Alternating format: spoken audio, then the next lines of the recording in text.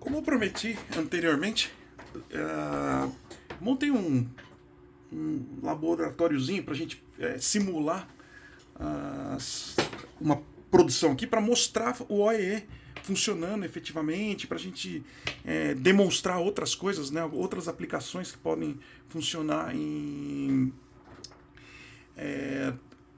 numa fábrica, né, para você aumentar o controle sobre a sua produção.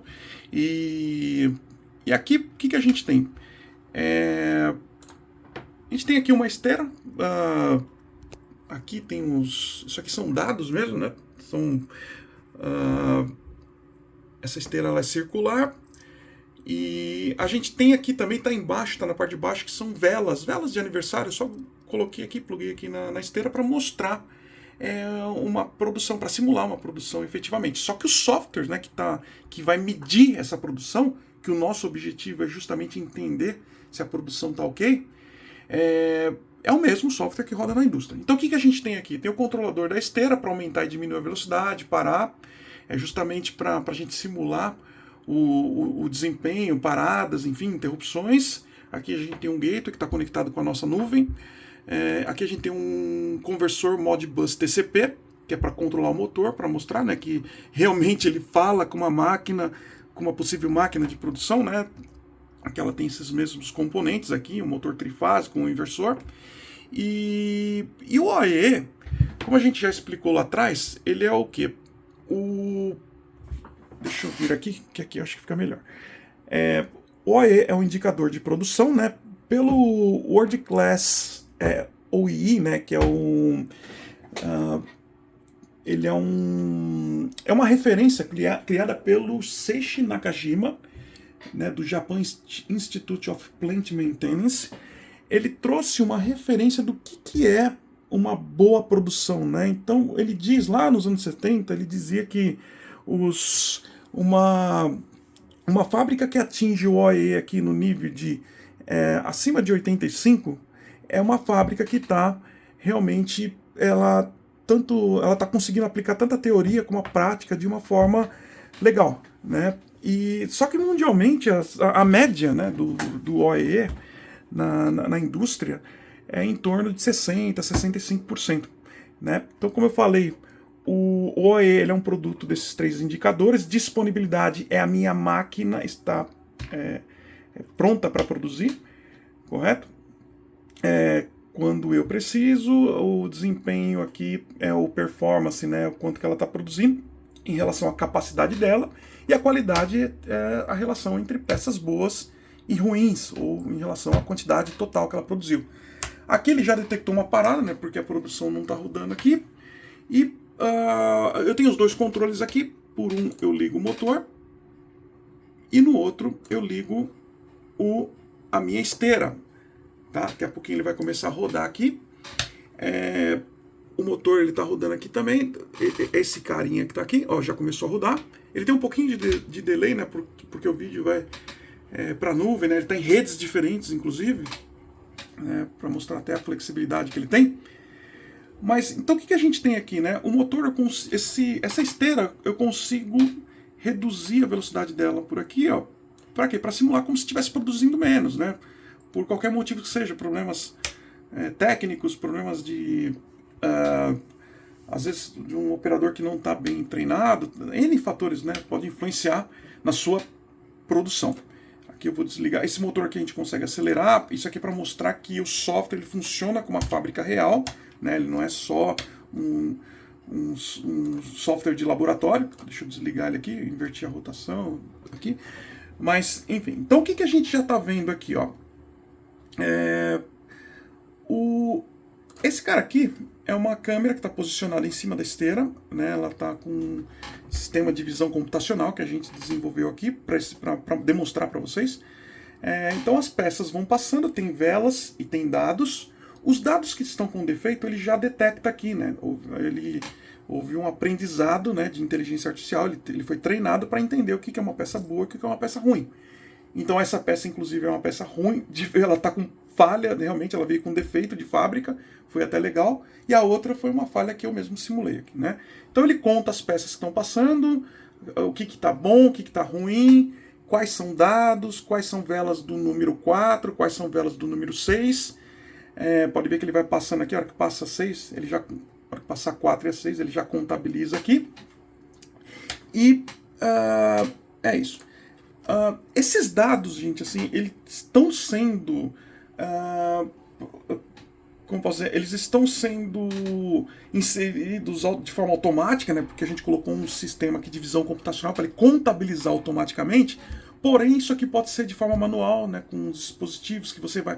O próprio operador da máquina lá, ele vai dando botãozinho, por exemplo, verde, uma peça ok, botãozinho vermelho, uma peça com problema, ou por sensores, nos seus diversos tipos de sensores, inclusive em produções isso aqui seria produção discreta, mas produção por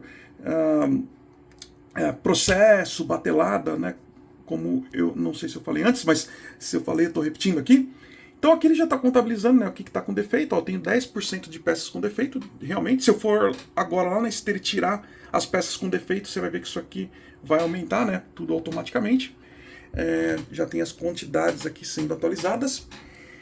E, enfim, isso aqui é a quantidade de peças que tem sobre a esteira, né? Então ele fica o tempo inteiro contabilizando quantas estão em cima da esteira aqui, né? Aqui ele contabiliza quantas passaram por essa barra aqui, né? E esse gráfico aqui contabiliza quantas estão em cima da esteira. Isso aqui é mais para vocês terem uma ideia do que é possível fazer aqui, né, o que é possível automatizar do OE.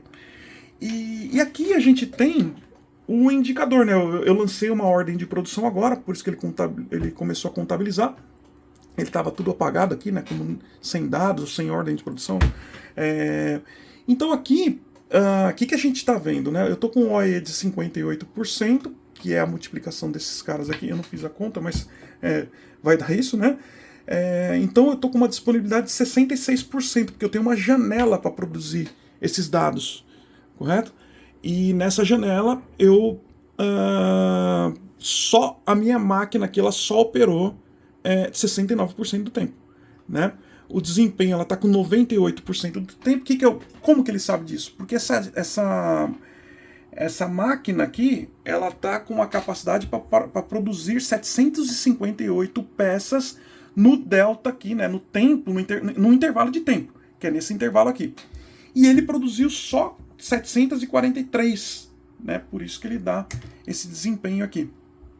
Tá? Aqui eu tive aquela parada que eu tive, ele já computou aqui, depois eu posso classificar essa parada, por qual motivo foi. O operador saiu para tomar café, foi uma troca de molde, uma troca de... uma parametrização da máquina, ou sei lá. Então qualquer coisa que afete a produção, quando ela deveria estar produzindo, ele já vem aqui e a gente vai poder classificar isso. Então, por exemplo, aqui, né, eu posso... deixa eu até reduzir já a velocidade dele aqui. Estou reduzindo. Diminuir um pouco, né? Ele demora um pouco para refletir aqui, mas esse monitor aqui é outro, tá, gente? Não é esse aqui, né?